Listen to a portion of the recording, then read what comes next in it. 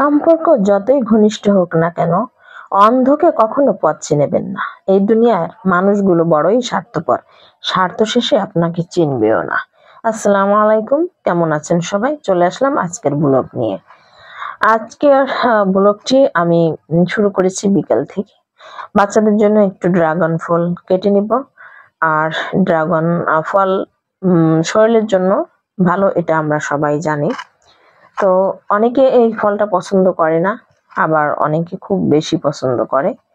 অনেকে খাবারটা, এই ফলটা খেতে একটু অন্যরকম অনীহা প্রকাশ করে।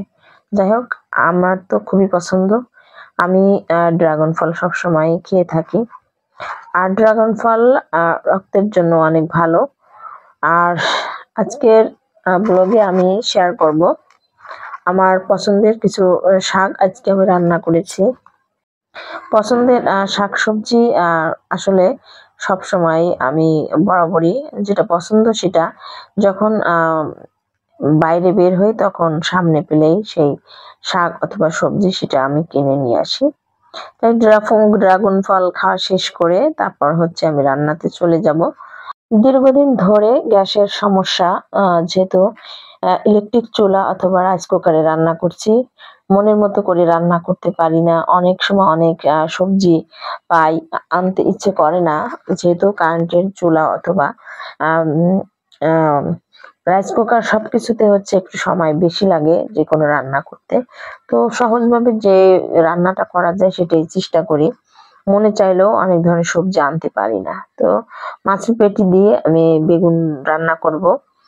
বেগুনগুলো ছোট ছোট করে কেটে নিয়েছি, আর মশলাগুলোর সাথে মাছ সুন্দর করে কষিয়ে নিয়ে তুলে রেখেছি।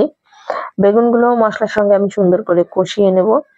আর এখানে আমি বাটা মশলা ইউজ করেছি, তার মধ্যে জিরা বাটা, রসুন বাটা তো আছেই আর কি। যে কোনো বড় মাছের জিরা না হলে আমার একদমই চলে না। তো ফাইনালি আমার ঝোল রান্নাটা হয়ে গিয়েছে, কালারটাও দারুণ এসেছে। আর রাইস কুকারে আসলে রান্না করাটা মনের মতো হয় না, তারপর আর কি খাওয়ার জন্য তো রান্না করতেই হয়। তারপর সেই পছন্দের শাক আমি রান্না করব, সেটা হচ্ছে ভাজি করব, মালঞ্চ শাক। আর গ্যাসের চুলায় যেরকম সুন্দর করে ভাজি করা যায়, আর রাইস কুকার আসলে ওভাবে হয় না, একটু পানি থেকে যায়, মানে শাকটা ঝরঝরা হয় না আর কি। আর শাক ভাজি করার সময় একটু পানিও দেওয়া লাগে, নাহলে সিদ্ধ হয় না, এমন একটা অবস্থা। আর সিদ্ধ শেষের দিকে, শেষ পর্যায়ে আমি কাঁচামরিচ দিয়ে দেবো যাতে ঝালটা একটু কম লাগে। আর বাগার করার জন্য আমি আগেই পেঁয়াজ ভেজে রেখে দিয়েছিলাম। ভিডিওর শুরুতে বলেছি, সম্পর্ক যতই ঘনিষ্ঠ হোক না কেন, অন্ধকে কখনো পথ চেনাবেন না। কারণ অন্ধ যখন একবার পথ চিনে যায়, তখন সে স্বার্থের জন্য আপনাকে একটা সময় চিনবে না। কারণ দুনিয়া বড়ই স্বার্থপর। সবাইকে ধন্যবাদ।